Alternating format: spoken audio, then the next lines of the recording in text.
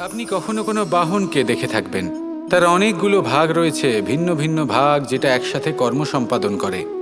তা সে চাকা হোক বা যন্ত্র হোক বা সেই বাহন নিয়ন্ত্রণকারী ব্যক্তি আদি ইত্যাদি, সবাই নিজের ক্ষমতা অনুসারে, নিজের স্বভাব অনুসারে নিজের কর্ম করেন। কিন্তু যখন কথা ওঠে বাহনের অগ্রসর হওয়ার, পথ চলার, তখন তার মূল অর্থ যেটা আমরা বুঝি সেটা হলো চাকা।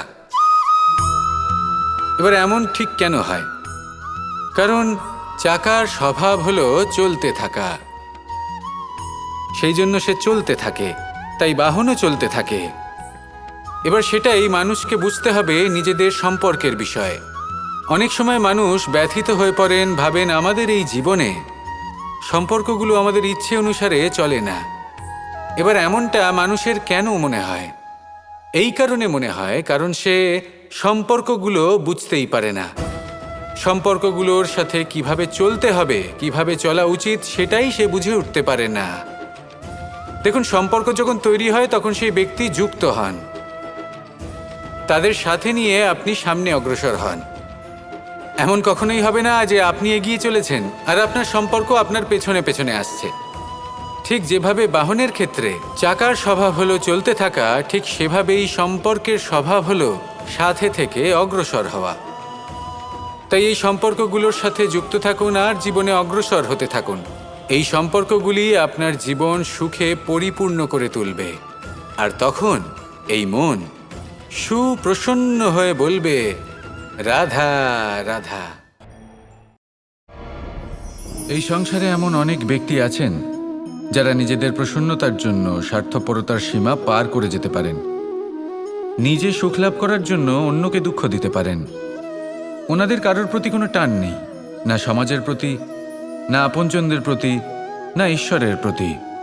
এবার দেখুন, মানুষ যদি কাউকে ভয় নাও পায়, তাও নিজের কর্মের কথা মনে করে অবশ্যই ভয় পাওয়া উচিত। কারণ আপনি যা কর্মই করুন তার ফল নিজে থেকে আপনার কাছে আসবেই, নিশ্চিত রূপে আসবে। তার থেকে আপনি পালাতে পারবেন না। কেউ নিজের কর্মফলের হাত থেকে বাঁচতে পারে না। স্বয়ং মহাদেবকেও ওনার কর্মফল ভোগ করতে হয়েছিল। উনি কিছু না ভেবেই ভস্মাসুরকে বর দিয়েছিলেন।